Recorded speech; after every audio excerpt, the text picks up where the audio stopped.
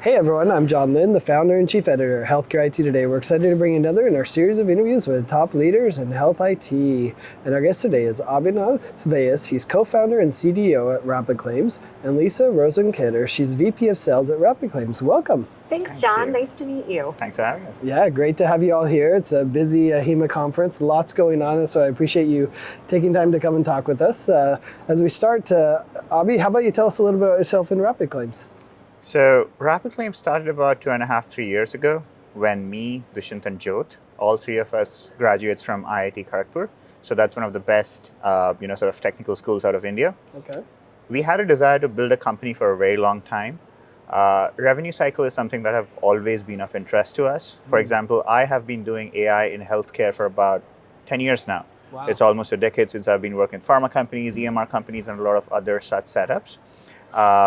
And we wanted to solve proper problems, which is helping patients and reducing admin burden across any setup that we could. Healthcare was becoming more and more important of late, and hence this company came up to be. Awesome. Lisa, how about yourself? I have been, my entire career has been dedicated to healthcare information technology. I've been doing this for 22 years. And I just love the opportunity we have when we can bring technology to super complex problems in healthcare. That's awesome. Well, Lisa, maybe you could start us off. Like with any significant change comes some resistance, right? Mm-hmm. I think we're all resistant to change in our lives in different ways, and I think that's true in healthcare. And providers have so much on their plate. Yep. Like, I think they're overwhelmed with everything that's going on. How do you address the change management process that comes with integrating the advanced AI solutions that you've been working on into this workflow when they're quite resistant often? Right, and I'll definitely let Abhinay chime in. I think especially where we sit in middle revenue cycle, at least today, it's been somewhat resistant to change in general because there is so much clinical judgment that's still required in the middle revenue cycle space. So I think that's one piece of it. However, the rote problems within middle revenue cycle are ripe for RPA technology, and so that's an opportunity that, of course, these guys really went after. From a provider perspective, I think you're getting a lot more acceptance and adoption of advanced technology, such as we see ambient listening and ambient scribes really at a jumping off point right now in the industry, and so they are much more open to ways that they can experience the joy of medicine. You'll hear about those campaigns. Sure. And then from a workflow perspective, That's a very good point. Change management is something that is pretty evident across healthcare. The piece that differentiates us is that if you're going to build an AI solution, and if the change management has to be smooth, your AI needs to be very accurate, and your AI needs to be very explainable. So we just don't pride ourselves on having one of the best AIs across ecosystems. We also pride ourselves on having a very smooth, customizable product. Because what might work in one state in a regional hospital, say for example in the state of Vermont, might not work for an FQ in California. So everyone has their own customizations and requests. So the ability of AI to sort of adjust those customizations and explain it through a product is how we solve. Interesting. Explainability is such an important part of it, right? And that's how you build trust with your customers. Exactly. I assume that's how you approach it. Interesting. One of the big fears of this is hallucinations, right? We've all heard about hallucinations, maybe experienced them in our own lives using ChatGPT and different, solutions out there. But how are you addressing these long-standing kind of AI hallucination concerns and ensuring, like you said, that it's reliable and trusted? So when you speak of hallucinations, there are two pieces to keep in mind. The first one is orchestration. So orchestration is basically, imagine if you want to say write a novel, you would not just sort of rely on ChatGPT to help you with your, sort of breaking your artist block, but rather you would refer to ChatGPT, Claude, and other such models to sort of collaborate and bring up a good version. RapidClaims, in ourselves, we have our own self-hosted, self-trained 180 models and counting. Wow. With which we sort of compete. We ask models to compete with each other to sort of break for that hallucination. And the second piece of orchestration is evaluation, right? So whenever we go to a client with our results, these are evaluated against synthetic samples. These are evaluated against different test case scenarios for us to be a bit more confident in it. Hallucination will be a big problem. It is getting solved, in all honesty, with AI as it progresses. It will continue to be a problem, but how well is your process around it with orchestration and evaluation will help you cross this barrier much more faster. Interesting. I love that. I mean, and I think that's the key. And I'm with you, right? Like we know it's a problem, and so we can address it, right? Like it would be worse if we didn't and it's cropped up later, right? But it's very clearly part of the plan that everyone's doing. That's interesting. Lisa, as you look at the industry, we're at the HEMA conference. There's a lot of people working in this space. How would you say that, RapidClaims is kind of fundamentally different from some of the other players in the industry? And, what makes RapidClaims kind of stand out? Sure. I think it's not just the way we approach AI, which you got a little bit of a peek into, Sure.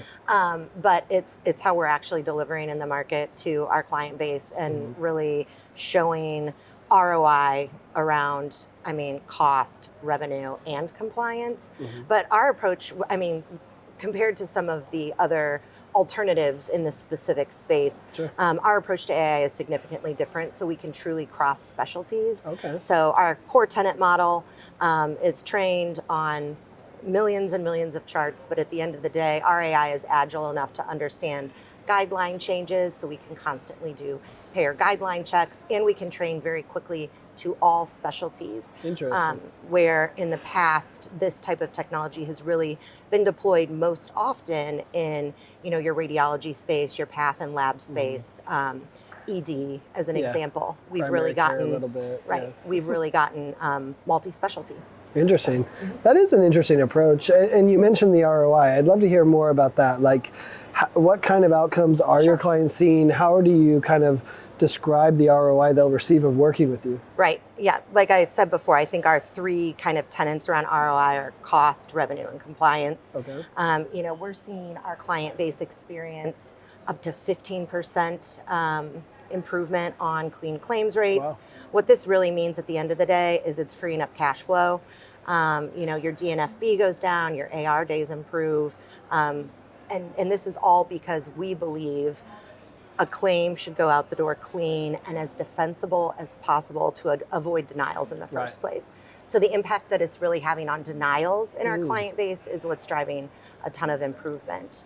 To double click there a little bit, it's also really driving efficiencies with the workforce, so you can free people up to work top of license, focus on quality and auditing versus the rote kind of coder task. Okay. What else would you add? So I think we pride ourselves in giving each and every one of our client visibility into ROI, right? So an ROI is not just a number for us. Right. We deep dive into it to look by across different payers, across different tenants, across different facilities, different specialities. Okay. As Lisa was saying, we do all of the specialities that exist. And while we do all of this, we drive higher RVUs.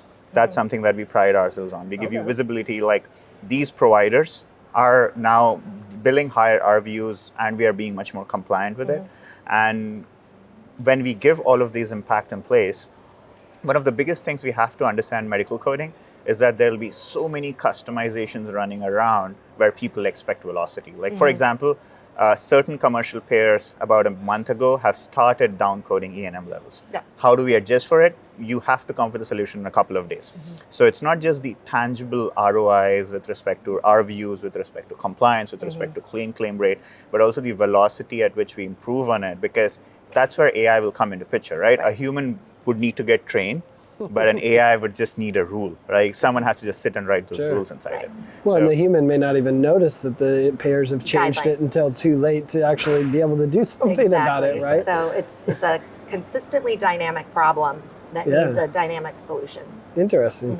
And I love that you're actually incorporating the payers' policies into it and the payers' trends. I hadn't heard about that. That's pretty unique. As you look at it, I think implementation's always interesting, right? I mean, I don't know anyone that's not overwhelmed with too much to do, too many problems, too much work, not enough people, right? That seems like the trend in most organizations. So, Abhi, how about you tell us, what does your implementation cycle look like? How quickly do they get to value? What does that look like?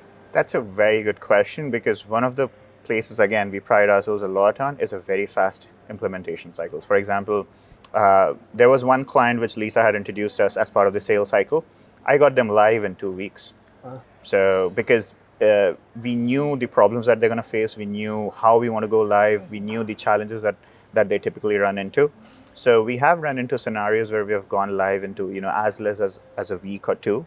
And the best part is, across implementation, the cost, the bandwidth is borne by us, right? So we make sure that we are the ones who will take responsibility for it, because I can understand that there are certain centers whose IT teams would be overwhelmed by a lot of requests, and then there's just one fancy tool that is going to come in, and they have to make sure that gets accepted, right? But we are the ones who sort of take that responsibility and make sure that it's implemented. So that is something that we do on our end, and one of our biggest teams right now is our integration team, making sure that we work with 25 plus EMRs now and counting. Wow. To make sure that we have the right methods to integrate them. Sure. Well, everyone wants that. No one wants to go to separate systems. They want it integrated, right? And speed to value is incredibly important. I mean, back to the ROI. So us being able to, as we progress through a full rollout over what might be 4 to 6 weeks, having KPIs that we're meeting on a weekly basis to demonstrate that the AI is working, giving transparency and visibility to constant improvements is part of how we do that as well. I love that. It's interesting you talked, and we kind of talked about the payers and kind of the evolution of what payers are doing or not doing, I guess, in some cases. And there is this kind of growing sentiment that the payers are getting smarter and doing different things that maybe before they didn't do, and they're seeing an increase in claim denials or different trends like that.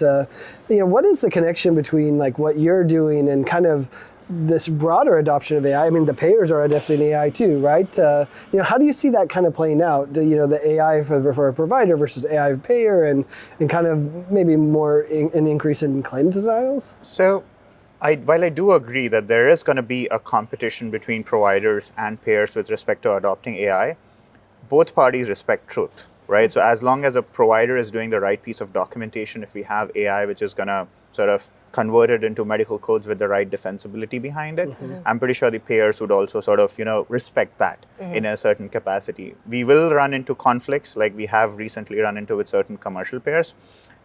We make sure that the quality of codes that come in, along with the quality of documentation that is written by a provider, is meeting the standards that a payer would not contest it.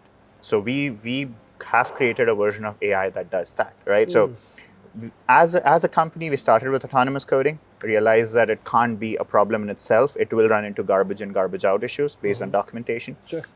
So as we code a chart, we also have an AI layer which improves provider documentation. So your documentation improves, your source of truth improves. If you have a better source of truth, you get higher confidence. So AI will be a tool which providers will continue to use, as long as both parties, like in this case as provider and us as a technical vendor, are willing to pursue truth, which is treating patients, right? So if that is happening together, the competition is going to always exist, but we want to enable providers with better ammunition to enable that. Sure.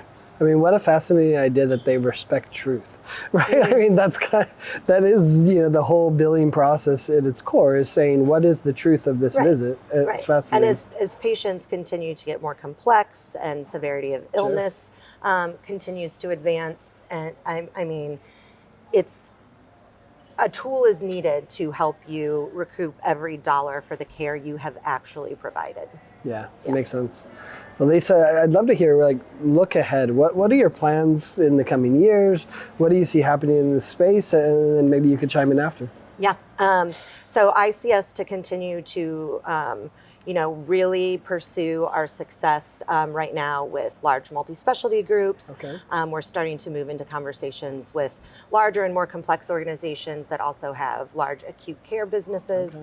Okay. But outside of that, really, leaning on these guys as they continue to really innovate on a daily basis, whether it's around different analytics tools that we're bringing to the table because our clients want to see a metric in a different way. Sure. If it's we're innovating around a different space within mid-rev cycle, really digging in on denials right now because that's such a massive problem. Sure. But it's just constantly iterating and learning as we continue to engage in different markets. And these guys do an exceptional delivering what our clients are asking for. That's awesome. Yeah. What would you add? So I think to summarize, it's expansion. Yeah. So if we're going to expand to more sections of mid-revenue cycle and end revenue cycle, maybe start doing front end. But the more organic expansion that we see is in terms of larger and larger clients getting gravitated towards us. The best part for us as a company is that we started serving mid-market and the best part about mid-market is the person that you're selling to is also the person who's going to use the product, right? So they're very much involved as to how they want to improve the product, what they're going to do with it, which is not the case with larger ecosystems, right? So larger health systems, you're going to have multiple layers of decision makers, which will run into problems. But if you can sell to mid-market well, which we have done now, we are starting to see a lot of requests coming in from larger health systems and organizations who would like to use our product. And as we start solving for coding, now we solve for coding, documentation, and scrubbing, right? We see ourselves then doing denials. That is something that we've already started with a lot of our clients as well. So we see expansion in both vertical and horizontal sections as we grow as a company. Yeah. So a lot of work ahead, I see. It's going to be fun. That's awesome. Well, there is so much opportunity, as you kind of described with AI, and it's evolving so quickly. So there are so many new opportunities to improve the process for all the healthcare organizations. So I appreciate you both coming and taking time to talk with us and share your insights and perspectives. I know it's a busy HEMA conference, so I appreciate you doing that. And thanks everyone for watching and listening. If you want to find more great healthcare IT content like this, be sure to check it out at healthcareittoday.com or search for Healthcare IT Today on your favorite podcast applications. Thanks so much. Thanks, John.